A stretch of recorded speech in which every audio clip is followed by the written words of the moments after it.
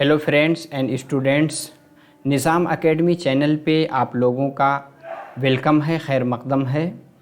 आज हम लोगों की सीडीपी की 34वीं क्लास है। इसी के साथ एक अपडेट ये भी है कि आप लोगों का एडमिट कार्ड आ गया है। जिन्होंने डाउनलोड नहीं किया है डाउनलोड कर लें। इसका जो शेड्यूल है वो मैंने टेलीग्राम चैनल पे भी डाल रखा है। आपका जो पेपर फर्स्ट उर्दू मीडियम वालों का पेपर फर्स्ट यानी जो प्राइमरी लेवल पे है उसका एग्ज़ाम 9 तारीख को होगा। जिनका paper second upper primary level का है उनका होगा 11 जनवरी को। ठीक है, अभी हम लोगों के पास बहुत टाइम है। हमने बहुत कुछ सीडीपी में कवर कर लिया है। कुछ टॉपिक आपके बच रहे हैं, उसको अब हम जल्दी जल्दी इसको कवर कर लेंगे। आप लोग पिछली जो कुछ वीडियो है, क्योंकि 33 क्लास है, आप प्लेलिस्ट में जाएंगे यानी सीडीपी फॉर टीएस टेट यानी टीजी टेट के लिए पूरी सीरीज़ बनी हुई है। टीएस टेट यानी टीजी टेट 2025 करके सीरीज़ है, एक एक करके क्लास देख लीजिए। उसमें आप देखेंगे कि उसमें एपी टेट भी लिखा है, उसमें कंफ्यूज होने की ज़रूरत नहीं है।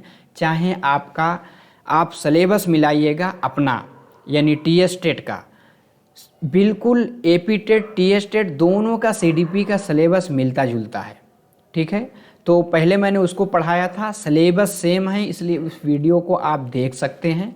और अपना सिलेबस देखिए, मैंने सिलेबस भी टेलीग्राम चैनल पे डाल रखा है। ये पहला वाला जो आपका पूरा चैप्टर था यानी चाइल्ड डेवलपमेंट एंड पेडागोजी में डेवलपमेंट ऑफ चाइल्ड, इसमें इतने सारे यूनिट हैं, सबको हमने मुकम्मल कर लिया है, उसको आप देख सकते हैं। अब आपका बच रहा है अंडरस्टैंडिंग लर्निंग। ठीक है, इससे बहुत ज़्यादा सवालात पूछे जाते हैं, इसको जानना हमें बहुत ज़रूरी है। और फिर दूसरा आपका जो चैप्टर बड़ा वाला है यानी 3 यूनिट में आपके सीडीपी को बांटा गया है, सिलेबस देख सकते हैं। पेडागोजिकल कंसर्न में इतने सारे यूनिट हैं। ठीक है, इसको आगे हम देख लेंगे। आज हम देखेंगे अंडरस्टैंडिंग ऑफ लर्निंग में इसका कंसेप्ट देखेंगे, नेचर ऑफ लर्निंग देखेंगे, इनपुट प्रोसेस आउटपुट प्रोसेस और फैक्टर्स ऑफ लर्निंग को देखेंगे। इसमें पर्सनल फैक्टर क्या है, एनवायरमेंटल फैक्टर क्या है, सबको एक ही क्लास में देखेंगे। ठीक है, चलिए, तो आज हम लोग क्या क्या पढ़ेंगे आप एक बार देख सकते हैं कि आज हम कंसेप्ट देख लेंगे। इक्तिसाब के कंसेप्ट क्या हैं, लर्निंग यानी इक्तिसाब की डिफिनेशन किस तरह से दी जाती है, नेचर ऑफ लर्निंग यानी इक्तिसाब की फितरत क्या है, प्रिंसिपल्स ऑफ लर्निंग यानी इक्तिसाब के उसूल क्या हैं, फैक्टर्स ऑफ लर्निंग यानी इक्तिसाब को मुतासिर करने वाले अवामिल क्या हैं। ठीक है, इनको देखेंगे, बहुत ही अहम क्लास है, बार बार इन सब से सवालात पूछे जाते हैं। चलिए, जो लोग जुड़े नहीं हैं टेलीग्राम चैनल से जुड़ जाएं, डिस्क्रिप्शन बॉक्स में उसकी लिंक मौजूद है। इसी के साथ आप लाइक करें और शेयर ज़रूर करें। आपने बीएड किया हो, डीएलएड किया हो, आपका जो कॉमन ग्रुप है, मेरे कहने से आप भेज दीजिए, क्योंकि क्लास बाइलिंगुअल है, उर्दू और इंग्लिश दोनों मीडियम में है। आपके साथी भी इससे फ़ायदा उठा लेंगे। चलिए, आखिर में आप कमेंट ज़रूर कीजिएगा ताकि हमें फीडबैक मिल सके कि आपको समझ में आया कि नहीं। नए हैं तो चैनल को ज़रूर सब्सक्राइब करें, सब्सक्राइब करेंगे वीडियो अपलोड होते ही आपको नोटिफिकेशन मिलेगा। चलिए, अब हम देखते हैं सबसे पहले लर्निंग का तस्वुर सीखते हैं, इसका कंसेप्ट क्या है। देखिए, learning is a relatively permanent change in behaviour. अगर आपके बर्ताव में, आपके सलूक में परमानेंट तौर पे कोई चेंजिंग आती है, उसको हम लर्निंग कहते हैं। That occurs as a result of experience, जिसको आप एक्सपीरियंस की बुनियाद पे सीखते थे। ठीक है, जिसको आप एक्सपीरियंस की बुनियाद पर जानते हैं, सीखते हैं, समझते हैं, उसको हम क्या कहेंगे, इक्तिसाब यानी लर्निंग। जैसे मैं अपना ही बताता हूँ कि अब जैसे मेरे सामने, अब मैं जहाँ रहता हूँ उसके आसपास नॉन मुस्लिम भी हैं। ठीक है, अब हम लोगों का बिहेवियर और अखलाक देख करके वो उनको ये कहना था कि जितने जो मुस्लिम होते हैं वो बहुत हार्डकोर होते हैं, लड़ते झगड़ते हैं, लेकिन आप लोग तो लड़ते नहीं। लेकिन ये देख करके उनका क्या है तसव्वुर बदल गया, यानी उनकी लर्निंग बदल गई कि सारे मुस्लिम ऐसे नहीं होते। हो सकता है किसी से, आपके पड़ोसी से आपका ऐसा वास्ता पड़ा हो, इसलिए आपके दिमाग में ऐसा तसव्वुर बैठ गया, लेकिन सारे ऐसे नहीं होते। इसी के साथ कोई भी आप मिसाल ले सकते हैं अपनी लाइफ में। किसी चीज़ के बारे में आपका गलत ख्याल था, लेकिन आपने जब जा कर के देखा, आपका एक्सपीरियंस हुआ, आपने सोचा नहीं यार, जो पहले से मैं सुना था वो सब चीज़ें गलत थी, हकीकत कुछ और है। तो आपके बर्ताव में, आपके सलूक में अगर जब चेंजिंग आ जाती है, इसी को हम लर्निंग यानी इक्तिसाब कहते हैं। ठीक है, कोई भी मिसाल आपके आसपास आई होगी उसको आप फिट कर सकते हैं। चलिए, अब लर्निंग में क्या है? इल्म है, हुनर है, तालीम है, आमोजिश है, और इसी के साथ फजीलत है और इल्मियत है या सीखना, सारी चीज़ें लर्निंग में दाखिल हैं। हर फ़र्द की ज़िंदगी में सीखना यानी इक्तिसाब का एक अहम मकाम होता है। कहाँ से सीखता है? बच्चा अपने घर से सीखेगा, मदरसा यानी स्कूल के माहौल से बहुत कुछ सीखता है। ये सारी ज़िंदगी चलने वाला अमल है। कहा जाता है अल इल्म यानी अल इल्मु मिनल महदी इलल लहद, अरबिक का मकूला है कि कोई भी चीज़ जो इल्म सीखना कहाँ से शुरू हो जाता है? मिनल महदी, जब बच्चा पैदा होता है, अपने माँ के गोद में होता है, तभी से सीखता है। इलल लहदी यानी कब्र में जाने तक, यानी मरने तक। ठीक है, जिससे सीखने वाला मालूमात हासिल करता है। रवैया यानी सीखने के बाद उसके रुझान, उसके एटीट्यूड में बदलाव आता है। महारतें, बहुत सारी स्किल्स को अपनी ज़िंदगी में सीखता है। इंसान कुदरत का मुशाहिदा करके, जो कुछ नेचर ने दे रखा है उसका ऑब्ज़र्वेशन करके, दुनिया को देखकर और करके बहुत सारी चीज़ें अपनी ज़िंदगी में सीखता है। ठीक है, इसको हम लर्निंग कहते हैं। अब देखिए, लर्निंग से मुताल्लिक और कुछ की पॉइंट है, उसको हम देख लेते हैं। हर मज़मून का एक अंदरूनी नज़्म व ज़ब्त होता है। हम ज़्यादा तवज्जो ही नहीं देते। जब बच्चा का बर्ताव बदलता है, तब सिर्फ हम बच्चा को यानी कर या मत कर का हुक्म देते हैं, ना कि बच्चे के माहौल को बदलने की कोशिश करते। बच्चा कोई चीज़ सीखता है किससे? एनवायरनमेंट से सीखता है, माहौल से। हम कहते हैं ये गलत है, वो गलत है, ऐसा ना करो, ऐसा ना करो, लेकिन हमें माहौल को भी बदलना चाहिए। जैसे किसी का घर है, माँ बाप आपस में ही अपना जो है उसमें बातें करते हैं, तू मैं करते हैं, गुस्से में गाली गुलूज करते हैं, फिर बच्चे से कहते हैं अरे कहाँ से तुमने सीख लिया गाली? अरे आप ही के तो घर में ये सब हो रहा है। तो ये चीज़ होता है, बच्चे क्या है, नकल करके, इमिटेशन से सीखते हैं। तो हमें माहौल बदलना ज़रूरी है।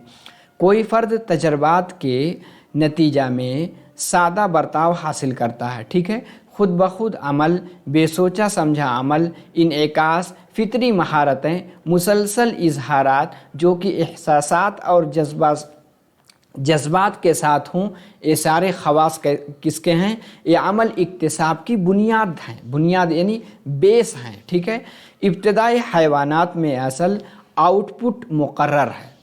ठीक है, इब्तदाई हैवानात में असल यानी आउटपुट मुकर्रर है, जबकि आला हैवानात में खुसूसन इंसान में असल आउटपुट तजर्बात की बुनियाद पर यानी तब्दील पजीर होता है। आपकी यूनिट में है ना इनपुट आउटपुट। आप जैसे कोई जानवर वगैरह है, आप उसके साथ जिस तरह से बर्ताव करेंगे उस तरह का उसका रिएक्शन आता है। ठीक है, आपके घर में बिल्ली है, बहुत लोग शौक़ में कुत्ता भी पालते हैं। ठीक है, आप उसको रोटी देंगे, खिलाएंगे, आप बाहर जाएंगे, आपको बाहर जाते ही लोग छेक लेते हैं। ठीक है, जिस तरह से बर्ताव करेंगे उस तरह से उनका बर्ताव जानवरों का भी होता है। इंसान अपने तजर्बात के बुनियाद पे अपना बर्ताव जो है बदलता है। ठीक है, चलिए, अब इक्तिसाब की बहुत सारे लोगों ने लर्निंग की अलग अलग तारीफ़ें कर रखी हैं। ठीक है, पी स्मिथ ने यानी हेनरी पी स्मिथ ने क्या कहा है कि इक्तिसाब तजर्बात के ज़रिए, ठीक है, तजर्बात के ज़रिए रवैया में जो तब्दीली आती है उसको हम क्या कहते हैं? उसको इक्तिसाब कहते हैं। इक्तिसाब नया रवैया इख्तियार करना या तजर्बात के ज़रिए कदीम रवैया में कमज़ोरी या मजबूती का वाक़े होना है। कोई जब नई चीज़ अपने लाइफ में सीखते हैं वो भी इक्तिसाब है, या सीखी हुई चीज़ को जब बदलते हैं वो भी आपका इक्तिसाब यानी लर्निंग है। ठीक है। अब लर्निंग के बहुत सारे उसूल्स होते हैं, जैसे लर्निंग इज़ यूनिवर्सल।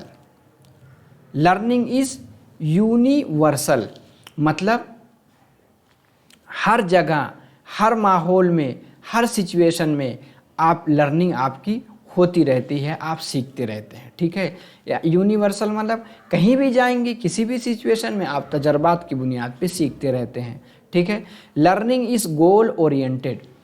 आप जब कोई चीज़ गोल के साथ सीखते हैं, जैसे आप मेरी वीडियो इसलिए देख रहे हैं ताकि आपका टेट क्लियर हो जाए। ठीक है।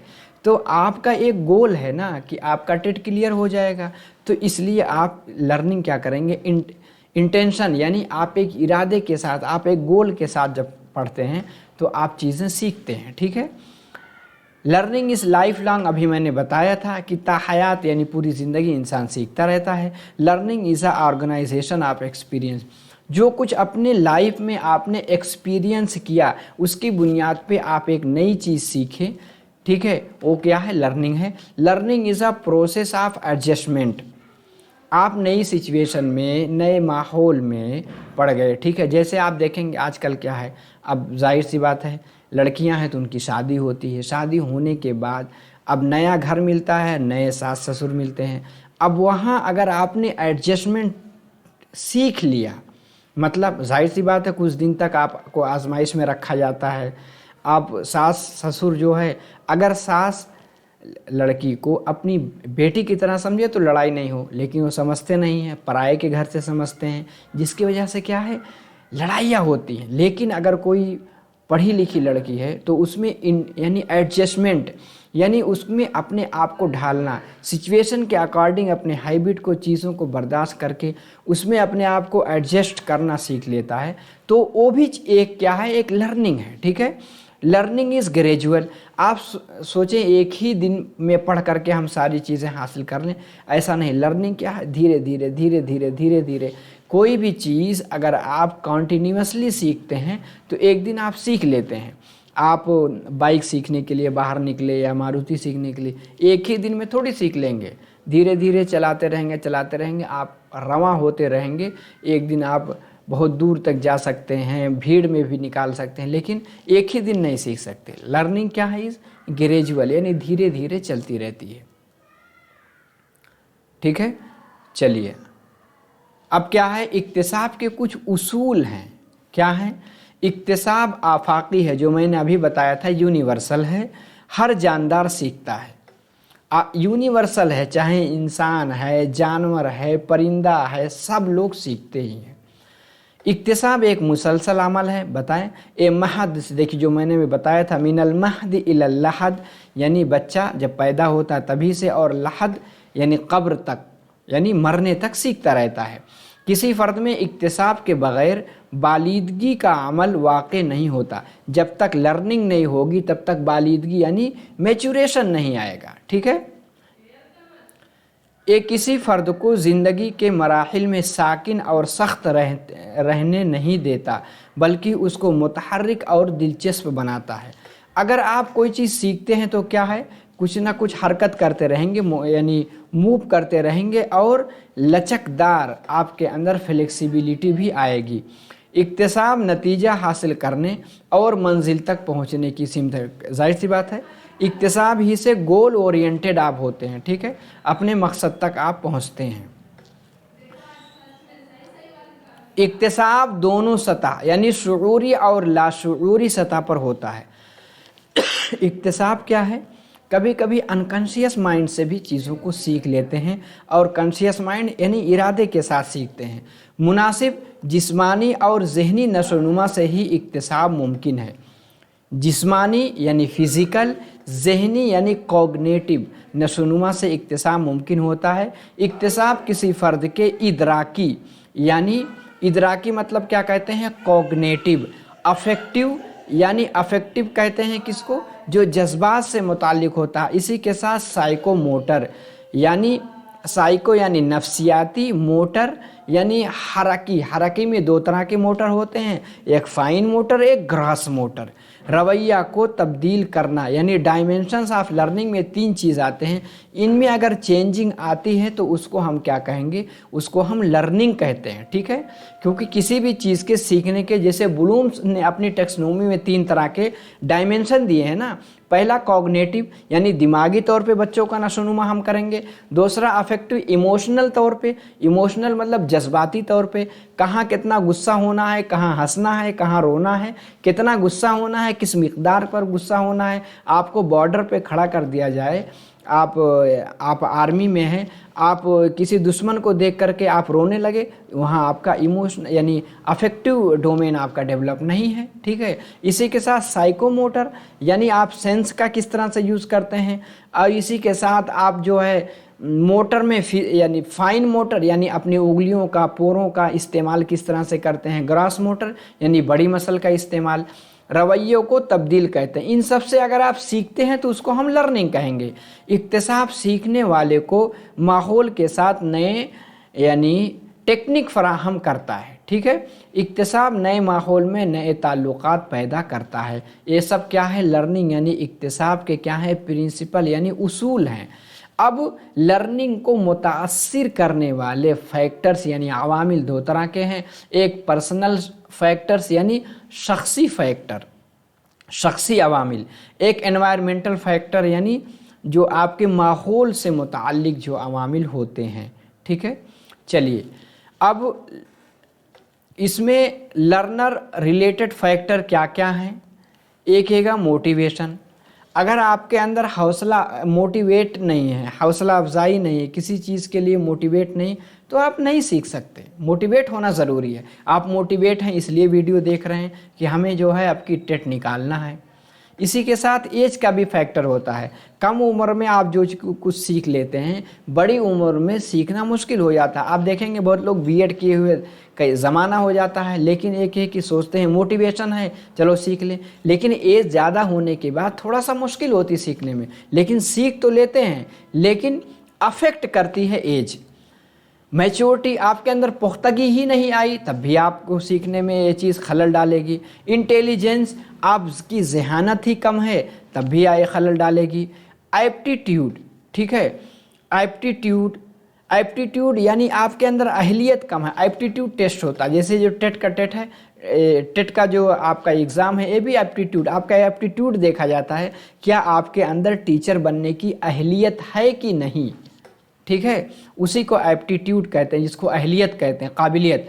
फैटीग, अगर आप बहुत ज़्यादा थकें, जैसे आप मेरी वीडियो देख रहे हैं, ठीक है, मेरा असर की वीडियो देख रहे हैं, लेकिन आप सुबह से बहुत ज़्यादा थके हुए हैं, अब जब आप बैठेंगे रात भर जगे हुए हैं, आपको समझ में कम आएगा। क्यों?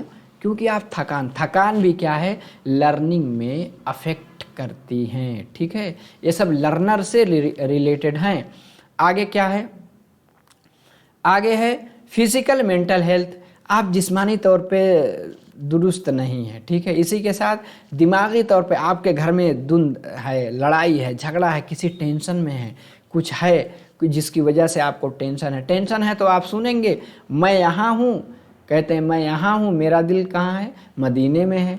अपना तो हाजिर हैं लेकिन सोच कहीं और रहे हैं, तो क्या समझेंगे। ये भी चीज़ें जो है अफेक्ट करती हैं। इंटरेस्ट, आपके अंदर दिलचस्पी ही नहीं है तब भी नहीं सीखेंगे।